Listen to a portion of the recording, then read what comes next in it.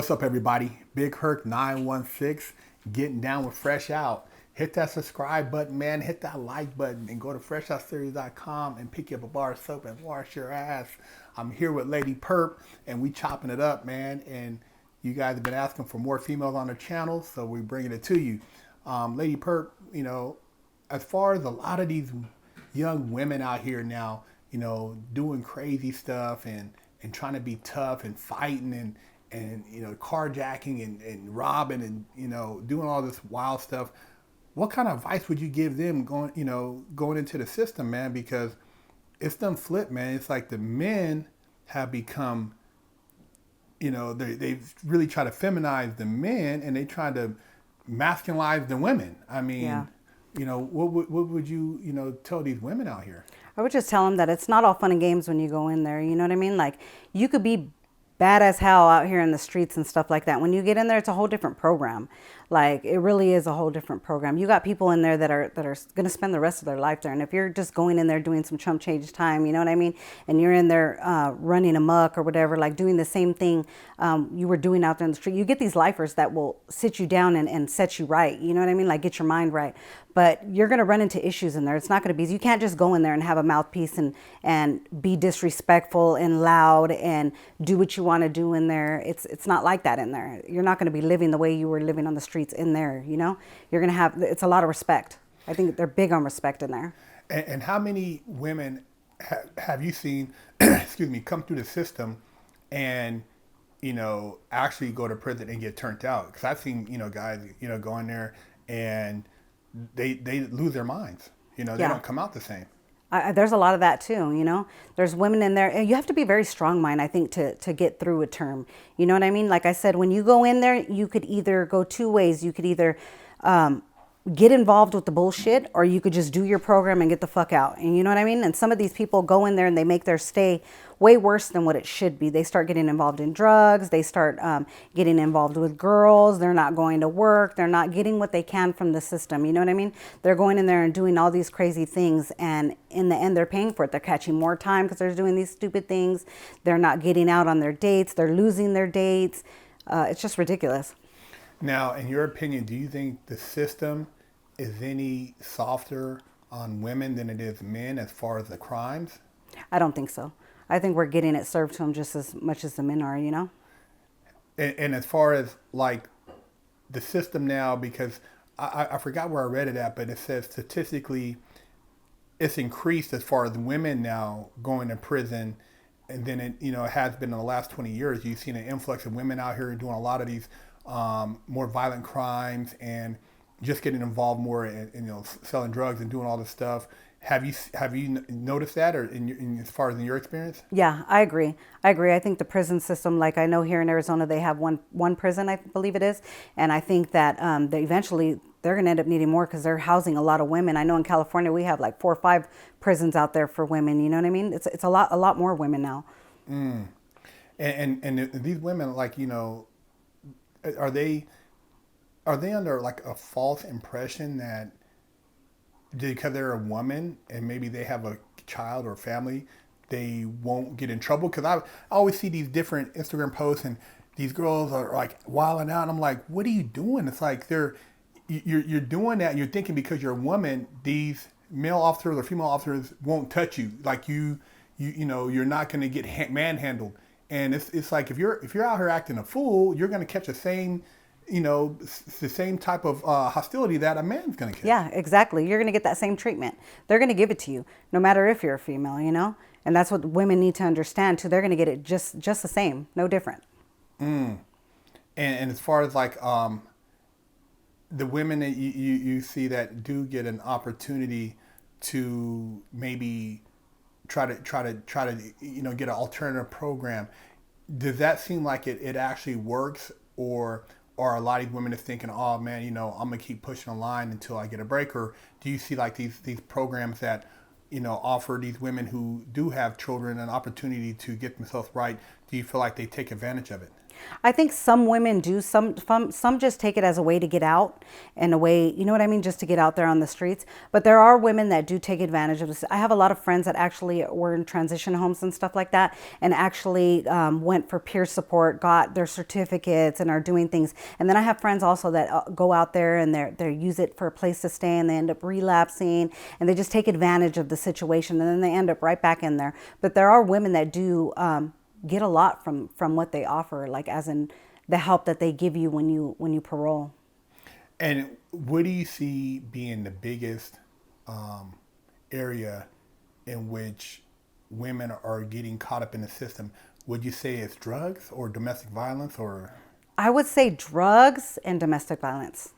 A lot of bad relationships, huh? Yeah, yeah. And is there any advice you would share with these women who are caught up in these relationships with these guys who they feel like they can't get away from, or these bad relationships? I mean, because I've seen some of these women. It's like, dude, why are you still with that dude? I mean, damn, you know what I mean? Yeah, I think that some women feel like they can't leave, but in all reality, you could leave any situation if you really want to. You know what I mean? I mean, I understand you're scared, or you're scared of what might come, or some people are just comfortable being in that situation. But there's always help out there. There's always a way to get away. I've been involved in like domestic violence relationships, and I thought I would never get out. And once I had that opportunity to kick rocks, I was gone. You know what I mean? Even if I had to stay in a hotel or whatever. But there's a lot of help out there, and if you're in those situations, there's always a way out. There's always a way out. It might not be today, maybe tomorrow, but there's always a way out. And do you think a lot of these guys try to get these women locked in with a kid? Yes. I agree. See, yeah. That's like a leash on them, Yeah. And then they feel like they're obligated to stay or put up with that when they don't have to. Now, I always say, like, once a man puts his hands on you, don't think that's not going to happen again. Would you tell a woman who's been involved in that, like, don't fall for the okie dokie and think that something's gonna change? Because usually I look at, like, if somebody does that, he's been doing that, or it's a cycle of behavior. Yeah, it's a cycle of behavior. I don't think most of those people don't change. You know what I mean? It's not going to get better. I think if anything, it's going to get worse. So when he's telling you that, he's actually just telling you that just so it could happen again. You know what I mean? Just building that trust up with you again so it could happen again.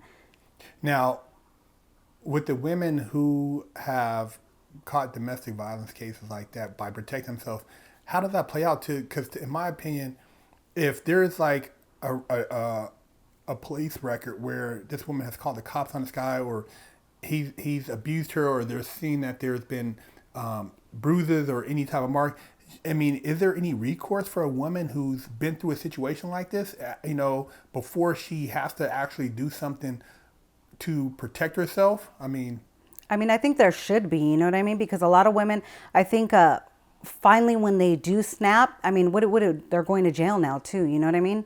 For defending themselves. I don't think it's right, I don't think it's right, because I think you could only take so much. But at the same token, I think, I just think that they need to get out of these situations before it gets that bad. I mean, it's always something that leads up to that. Mm-hmm. You know what I mean? And I think you need to actually recognize what it is that leads up to those kind of moments and get out before it gets worse. Now, have you seen any cases where it was like a crazy, like, crime of passion or something like that, and the woman actually was vindicated because of the situation she was in? No, I haven't. Oh, wow. Yeah.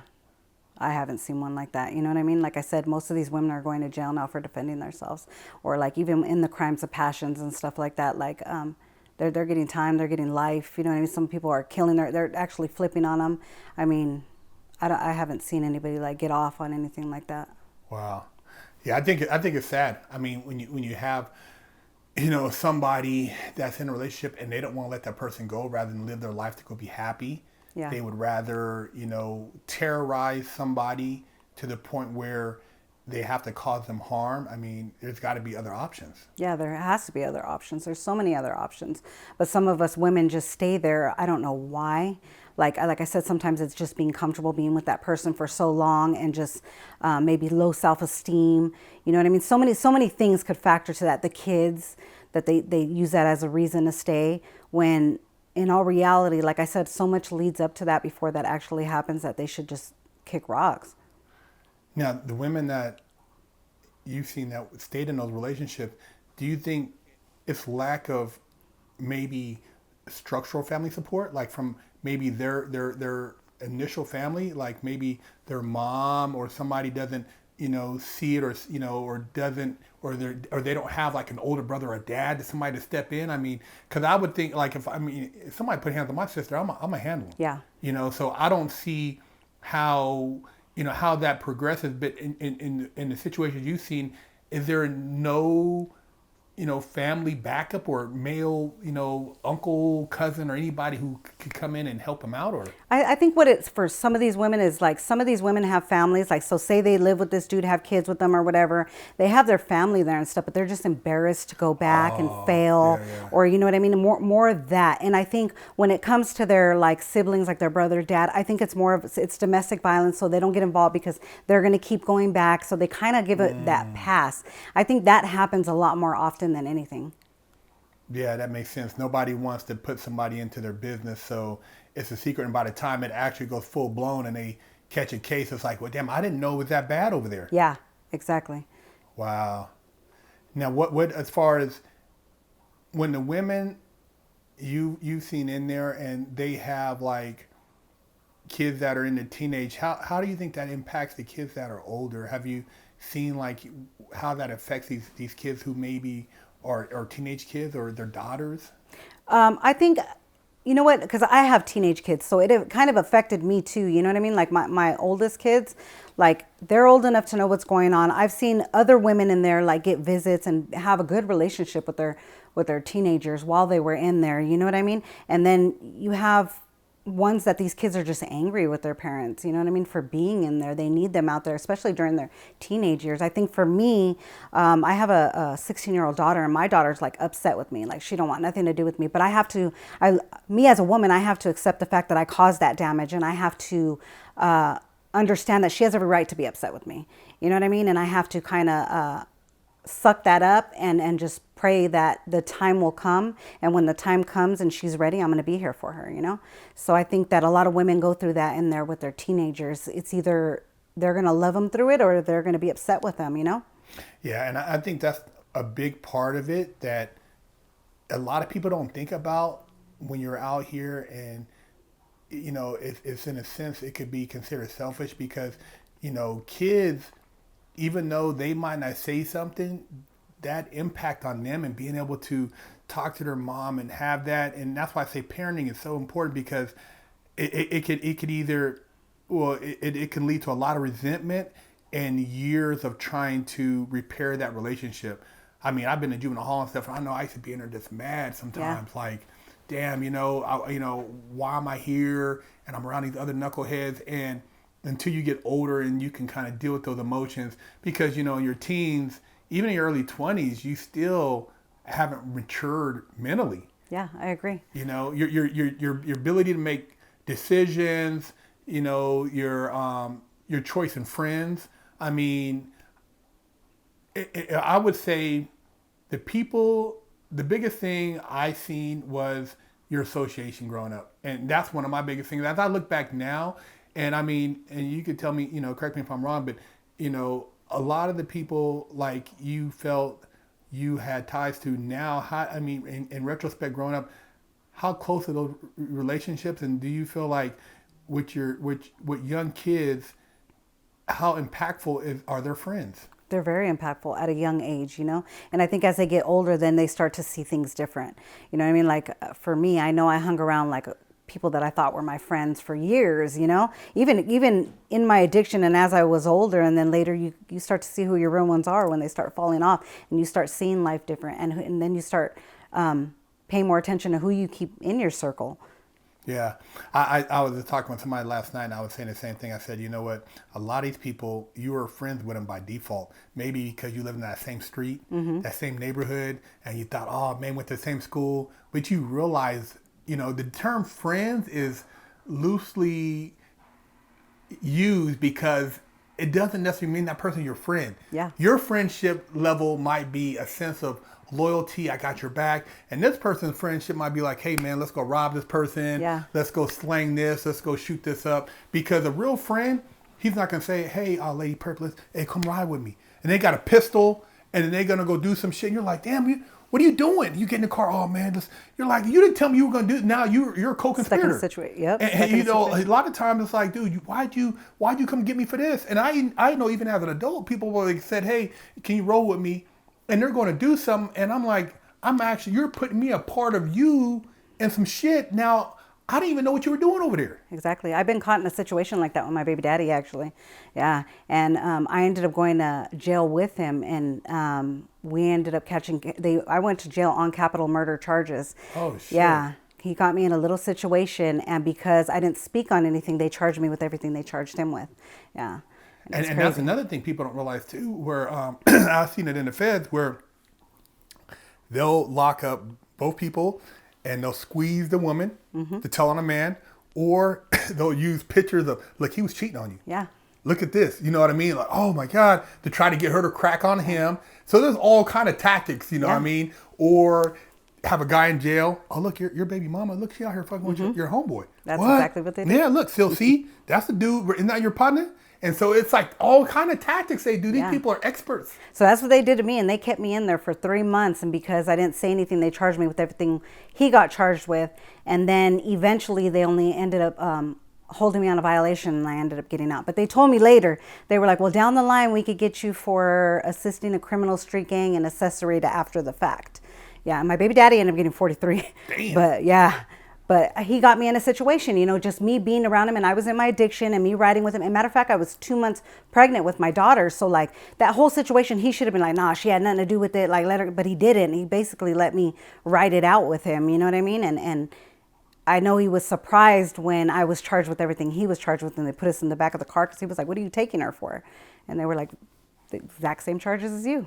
And see, people don't realize that, you know, when it comes to these investigators, these people who are experts at cross-examination, interrogation, you know, I've seen them where they, you know, people, you know, you're like thinking, oh, I'm going to go over here. And they put you somewhere isolated. And really, it's a psychological thing. The room had the weird color paint. Yeah. It's cold. They give you little, you know, the food is very, you know, stale or old. And it's like you're sitting there and they're like, and you finally see somebody come through there. You're like, oh. Yeah. They're like, hey, so what do you have to say? Yeah, they leave you in there for a while, too. Yeah. They watch your movement, everything. Because that whole pre-trial process, or even for, like you said, the 3 months, it ain't like you're in there with regular. They're trying to stress you out, to, you know, to get you to tell. Or even I've even seen them throw like little informants in there or whatever, you know what I mean? And then they're in there for a day or two, and then all of a sudden they get out. I've seen that, too. Yeah. Like somebody weird will go in, and they're just sitting there watching everybody, and the next day they're out, you know? Just crazy stuff like that in county. Or they tell you, too, watch who you talk to. They'll be in there, so... Oh, Lady Perp, so yeah, what are you in here for? Oh, yeah. You hungry here? Oh, yeah, so, yeah, and they're peeling you for information. Yeah, exactly. You know, trying to get you to tell little stuff, and next thing you know, because, you know, people walk the track with you. Oh, yeah, so, you know, and even if you talk about something before, and then they'll go back and say, hey, I heard about, remember that this and this? She said she was involved, blah, blah, blah. I heard about this. So you got to be careful. Yeah, you do. You have to be very, very careful. You have to be careful who you associate with in their period. You know, that's why I said it's better just to go in there, do your own Don't talk to them. Just do your own program, do your time, and get out. Yeah, and that's a, you know, wise words, because you know, women of course like to talk, and then guys, you know, they don't like to, they pillow talk. So it's like you tell your business and it can come back to bite you in the ass. So at the end of the day, you know, keep your mouth shut. But a lot of these people, because they don't know the law and they think that they're gangster, and you know, just because you got a pistol or a dope sack, there's a lot more to it. I mean, you've been in courtrooms and you know how intimidating it could be. People coming in there and they start throwing these numbers out there, and it's no joke. And so these women, like, you know, they think, like you said, they're tough until they get in there and realize this could be their home. Yeah, exactly. I mean, it's either going to make you or break you. You know what I mean? Like I said, if you just go in there from gate, whenever you get popped on something, just go in there, keep your mouth shut, get your lawyer or whatever, and then from there, just write it out. Do your time, you know? You don't have to make friends in there. You don't have to do anything. Just do your time. And don't talk about your case. Yeah. Hey, there you have it. Big Herc 916 getting down with Lady Perp, fresh out. You tired of smelling like stanky butt, funky armpits, wash your ass. Go to freshouseries.com and pick you up a bar of soap.